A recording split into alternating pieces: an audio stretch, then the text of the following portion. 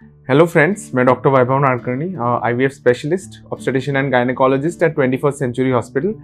एक बहुत emotional question के साथ आज उसके जवाब के साथ आया हूँ आपके पास। मेरा आईवीएफ फेल हो गया है तो अब क्या कोई उम्मीद है? आईवीएफ फेल होना एक ऐसी बात होती है कि कोई चीज़ पे आप बहुत ज़्यादा होप्स या उम्मीदें लगाए रखो और एक लास्ट ऑप्शन दिखता है आईवीएफ, बच्चा ना होने के इलाज के हिसाब से।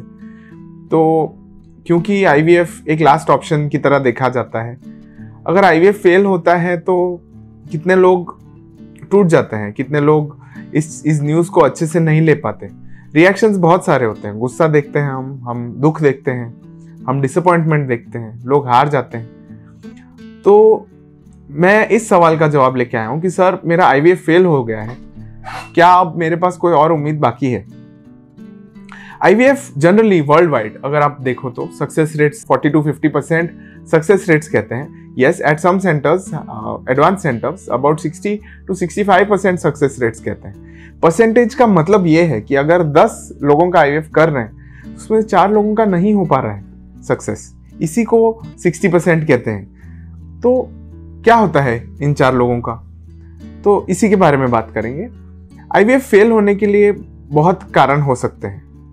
कारण पर्सनल यानी कि फीमेल का इशू, मेल का इशू, उनके पर्टिकुलर केस का इशू, जो एम्ब्रियोज है उसका इशू, आपके एम्ब्रियोलॉजी लैब का इशू, या ट्रांसफर और डॉक्टर के टेक्निक का इशू, कुछ भी हो सकता है। आते हैं फीमेल्स पर।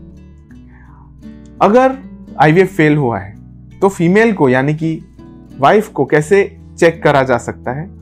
कई बार कितनी सारी एंटीबॉडीज होती हैं। एंटीबॉडीज वो तत्व होते हैं अपने शरीर में जो अपने खुद के सेल्स को मारने की कोशिश करते हैं, एंटीबॉडीज इनको कहते हैं। तो हम थोड़े टेस्ट कराते हैं, जैसे anti nuclear antibody, anti thyroid antibody, anti microsomal antibody, और कई और टेस्ट होते हैं जैसे कि एंटी फॉस्फोलिपिड एंटीबॉडीज, जिनसे हम पता करते हैं कि क्या आपके शरीर में कोई गर्मी या कोई एंटीबॉडी सिंड्रोम है जो इन बच्चों को, जो आपके एम्ब्रियोज को मार रहा है या फिर इम्प्लांट होने से रोक रहा है।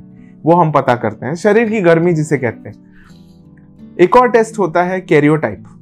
कैरियोटाइप ऐसी चीज है जिसके साथ हम पैदा होते हैं। कोई भी इंसान, लड़का हो या लड़की, 46 क्रोमोसोम्स के साथ 23 पेयर्स यानी कि जोड़े 23 पेयर्स ऑफ क्रोमोसोम्स के साथ कोई भी व्यक्ति पैदा होता है। अगर वो मेल है या पुरुष है तो उसका 46XY कहते हैं, और अगर वो स्त्री है तो उसको 46XX कहते हैं। इसको रंगसूत्र बोलते हैं हिंदी में।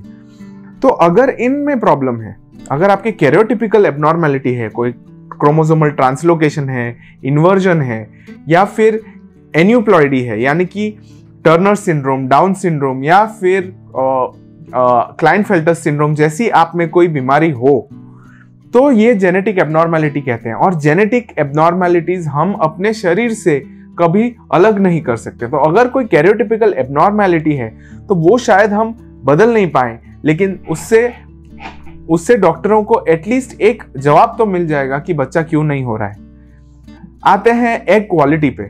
कई बार एग्स की क्वालिटी में इश्यू होता है, यानी कि बीज अच्छे नहीं है, बीज कम आए हैं या बीज अच्छे से नहीं बन रहे हों। तो इनके भी उपाय हैं, जैसे कि कोई भी इंजेक्शन का प्रोटोकॉल होता है, जैसे एंटागोनिस्ट प्रोटोकॉल, एगोनिस्ट प्रोटोकॉल। इस प्रोटोकॉल को चेंज करके जो अगला आईवीएफ साइकिल है वो थोड़े अलग इंजेक्शंस के साथ, थोड़े अलग प्रोटोकॉल्स के साथ, एंटागोनिस्ट के बदले एगोनिस्ट प्रोटोकॉल यूज करके, इंजेक्शंस HMG के बदले रिकॉम्बिनेंट FSH यूज करके, थोड़े बेटर क्वालिटी के इंजेक्शंस देके, एंटीऑक्सीडेंट्स देके बिल्कुल वापस कोशिश करा जा सकता है। हम आते हैं पुरुषों पर। पुरुषों के लिए इशू ये है कि बात मानते नहीं हैं हमारी कितनी बार, कि ये तो लेडीज के डॉक्टर हैं तो आप इनसे बात करिए। कितनी बार कोई आदतें होती हैं, तंबाकू, बीड़ी, सिगरेट, वो जेंट्स छोड़ नहीं पाते हैं। वाइफ के सामने तो छुपा लेते हैं, पर डॉक्टर के सामने वो बात छुपती नहीं है। वो आते ही हमको पता चल जाए कि हमने इतना सब किया, भैया आपने तंबाकू छोड़ा क्या? तो बोलते नहीं नहीं सर मैं ले रहा था। तो वो एक बहुत इंपॉर्टेंट चीज है कि आपको हैबिट चेंज करना चाहिए। सेकेंडली, पुरुषों के अंदर एंटीऑक्सीडेंट थेरेपी देख के एक टेस्ट होता है जिसे कहते हैं स्पर्म DNA फ्रेगमेंटेशन, यानी कि हर स्पर्म के अंदर जो DNA होता है उसमें कट्स हो जाते हैं, बहुत सारा लाइफस्टाइल मॉडिफिकेशन के कारण, लाइफस्टाइल में इश्यूज हो तो उसके कारण, स्ट्रेस के कारण, चाय कॉफी की लत के कारण, तंबाकू, बीड़ी, सिगरेट, इन चीजों के कारण, अल्कोहलिज्म के कारण कहीं डीएनए में कट्स हो जाते हैं, जिसको कहते हैं डीएनए फ्रैगमेंटेशन। और ये फ्रैगमेंटेशन का टेस्ट करके हम पता कर सकते हैं कि अगर फ्रैगमेंटेशन मिलता है हमको 20 से 25% से ऊपर, अगर स्पर्म्स में फ्रैगमेंटेशन हो तो उसका एंटीऑक्सीडेंट थेरेपी से 2 to 3 months इलाज करके फिर स्पर्म क्वालिटी बेटर करके आईवीएफ दोबारा ट्राई किया जा सकता है। ऑल्सो हस्बैंड्स में भी कैरियोटाइप यानी कि रंगसूत्र की जो जांच होती है वो भी बहुत बहुत इंपॉर्टेंट होती है, जिससे हमको पता चले कि हस्बैंड में कोई परमानेंट बीमारी है या परमानेंट कोई फॉल्ट है जिसके कारण ये चीज आईवीएफ फेल हुई है। तीसरी बात आते हैं लैब पे। जब कोई भी आईवीएफ फेल होता है तब सिर्फ हस्बैंड और वाइफ जो कपल है वो नहीं सोचते हैं कि हम अलग क्या करें। आपका डॉक्टर, आपके डॉक्टर हैं जिन लैब में आपका आईवीएफ होता है, वो भी सोचते हैं कि ये केस फेल कैसे हुआ, हम अपनी तरफ से लैब में क्या बेटर कर सकते हैं। तो जो डॉक्टर और उनकी टीम है वो भी चाहते हैं कि अपना मीडिया वापस, अगर सब सही था, एग सही थे, स्पर्म सही थे, एम्ब्रियोज सही थे, लेकिन फिर भी प्रेगनेंसी नहीं रही है, तो लैब में भी हम काफी सारे मॉडिफिकेशंस कर सकते हैं जिससे कि आपके रिजल्ट्स बेटर हो। आईवीएफ फेल होना एक बहुत दुख की बात होती है, काफी लोगों का दिल भी टूटता है, पर बात यह है कि प्रैक्टिकली आपको सोचना है, आपको पॉजिटिव रहना है। और आईवीएफ कम से कम लोग कितनी भी बार अगर आप कहो तो 8 to 10 टाइम्स तक लोग करा चुके हैं। बट यूजुअली अगर कोई फैक्टर डायग्नोस्ड है और अगर बच्चेदानी की अंदर की लाइनिंग अगर ठीक है तो आईवीएफ सक्सेस होना पॉसिबल है। फर्स्ट ट्राई में ना हो, लेकिन सेकंड या थर्ड टाइम में जरूर और जरूर पॉजिटिव आ सकता है।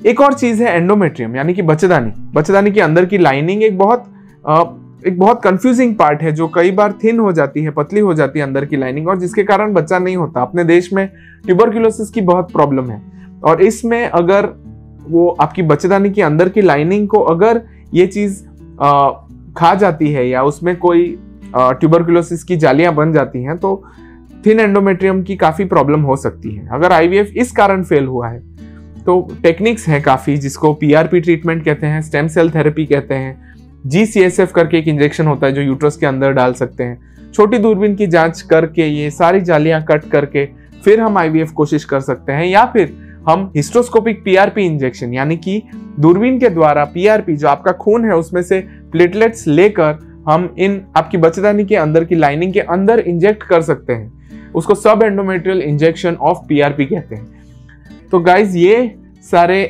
टेक्निक्स हैं जिससे हम फेलियर का पता कर सकते हैं, उसका कारण पता कर सकते हैं, और उस हिसाब से आपका ट्रीटमेंट मॉडिफाई करके जरूर आपका आईवीएफ सक्सेसफुल बनाने की कोशिश कर सकते हैं।